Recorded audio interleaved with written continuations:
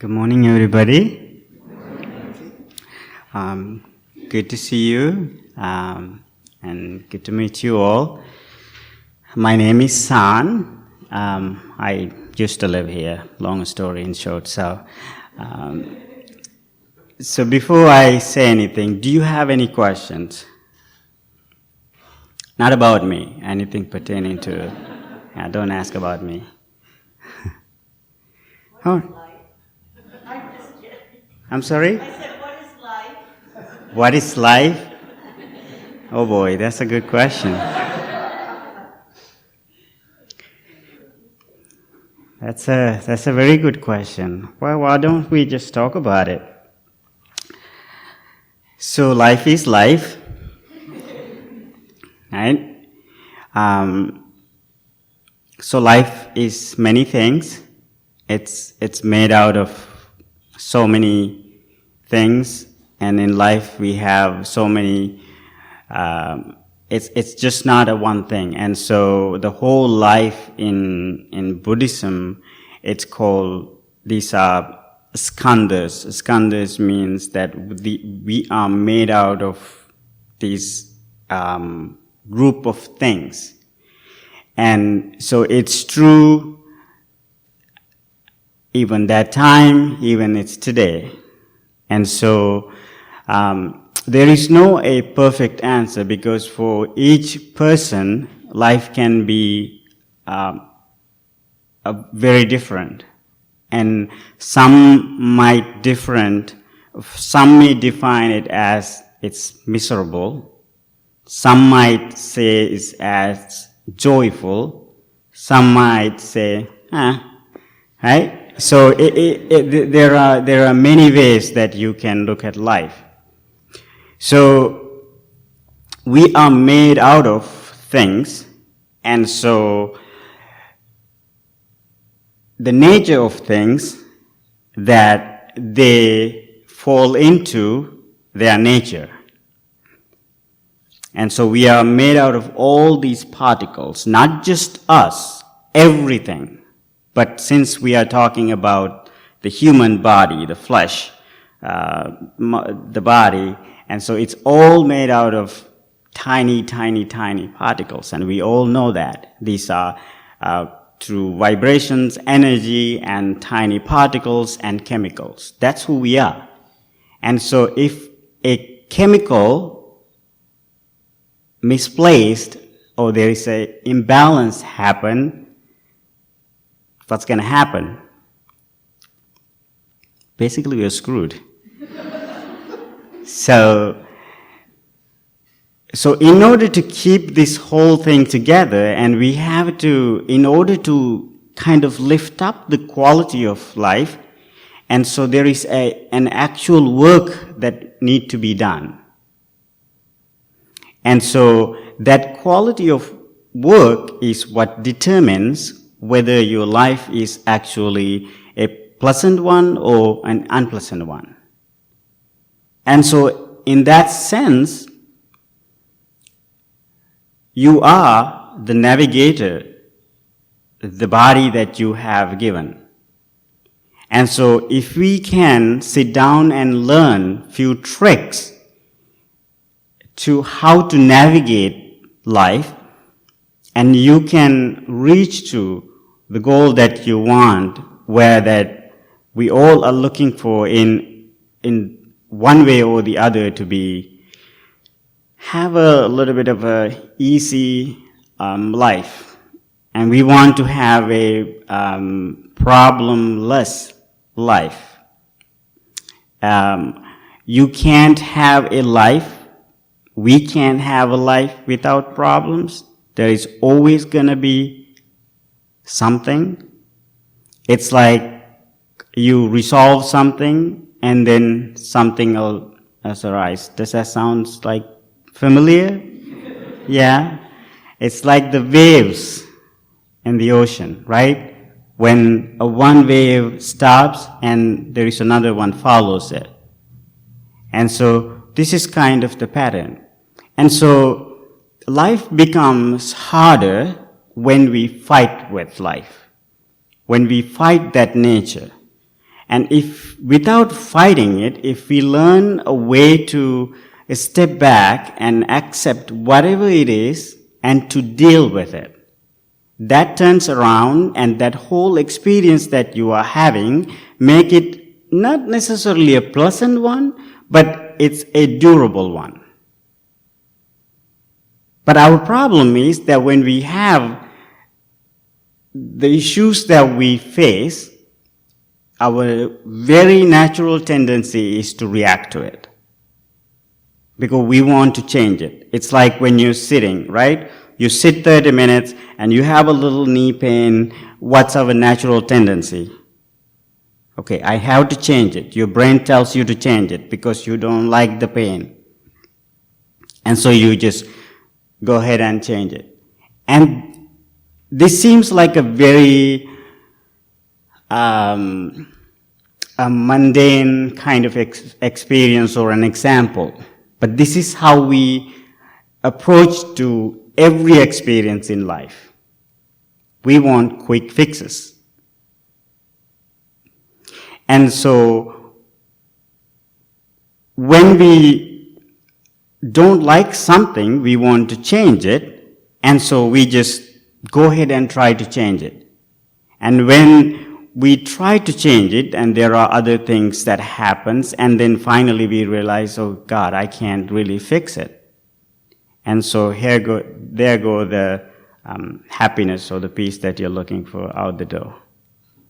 And so happiness is not determined by the things that you have or the health you have, to a certain degree. But it determines by how you approach to every experience in life. And so that's where the mindfulness comes handy. That's where the loving kindness comes handy. Because every experience that we encounter, if we can keep that in mind, in our heads, okay, so this is something that I have to, kind of go back and change the way that we have designed by our nature. So we are belong to the nature. We think that I belong to me. No, we are not. We are belong to that nature, and we are part of that nature. We are part of the world. And so one time when the Buddha, a monk came and asked the Buddha, define me the world, and he said, the world is within you. And so if you can understand how oneself works, that this body works, this mind works, and you understand how the whole entire world works. And so there is really no purpose, or there is no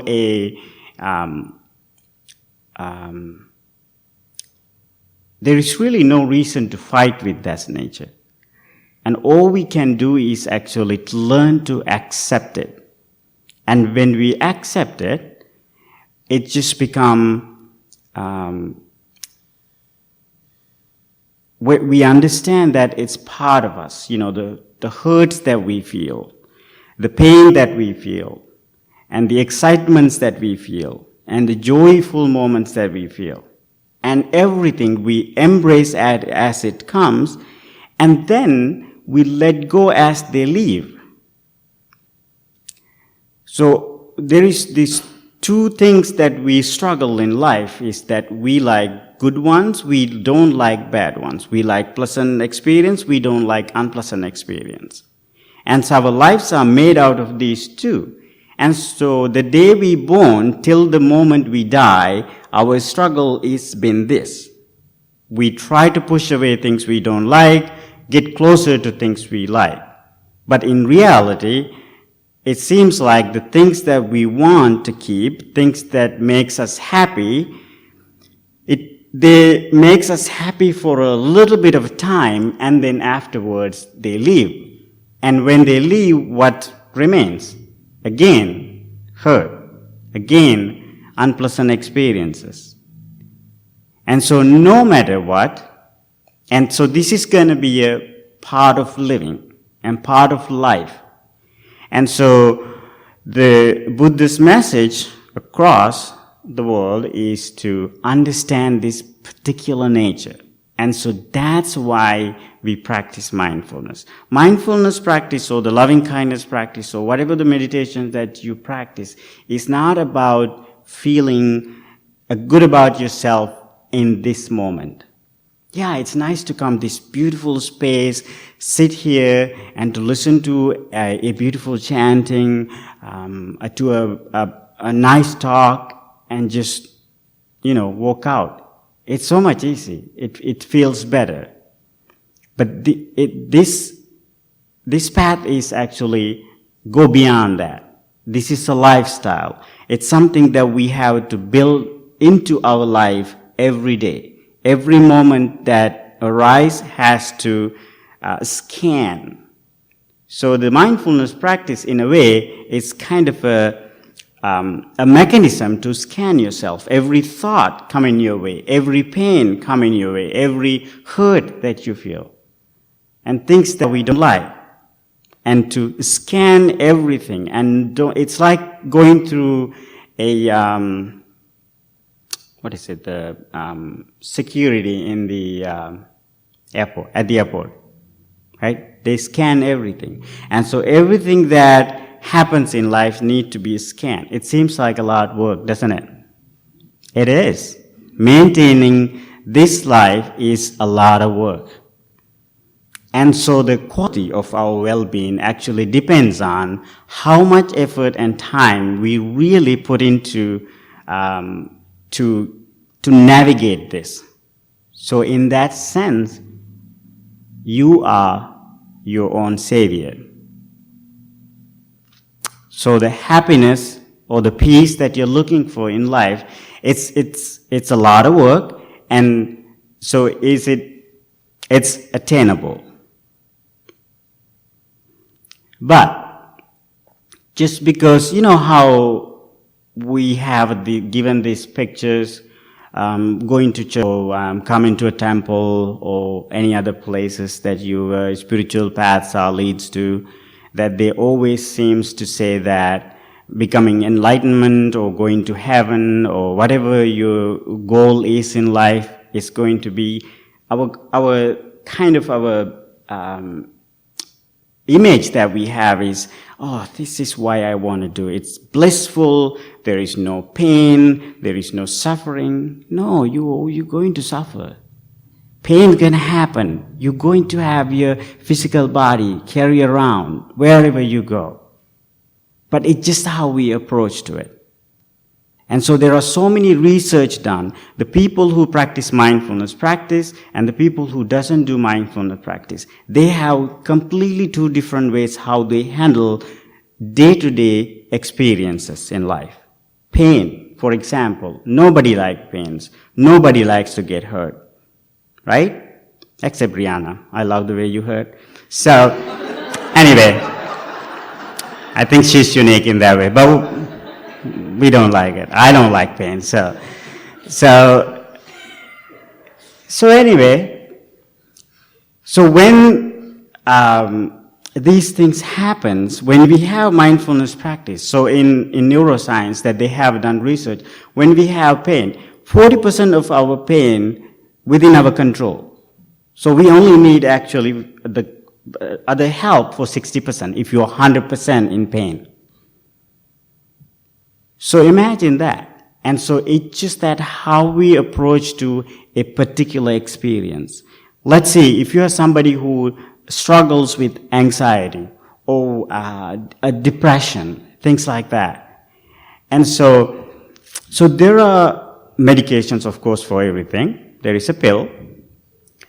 But they also teach us, they also have found through research, just learning to focus on your breath, taking time to breathe, sit down and take a minute to focus on the moment and figure out, it actually helps you to calm down, relieve that anxiety you feel, and to deal with your depression or whatever the stress that you're going through life. And so these things manageable, these things within our control, and so that's why we practice mindfulness. That's why I practice mindfulness. Because it's lift up our spirit. it's really brings up the quality of our life. And so, to answer your question, I tend to get long answers. Life is made out of so many things, and there are no perfect answers. And if I ask you, I don't know, maybe 50 people here, you might have 50 answers. Some may love your life, some may say, I absolutely hate my life, but it is what it is. But in order to lift up the quality of it, you can use these type of practice, mindfulness, loving kindness, or whatever you do to make changes. And through those adjustments, you can improve the quality of life. And so once you figure out entirely, 100%, how to deal with those pleasant, unpleasant experiences, I think that's where we going to find that enlightenment. So let me know when you find it. I don't know yet. So thank you for the opportunity, and I hope, I'm sure you have, I'm just beating, oh no, what's the saying? I'm just beating the dead horse. So I'm sure you have heard all this stuff again and again, but so that's all I had to share. So thank you very much. Thank you.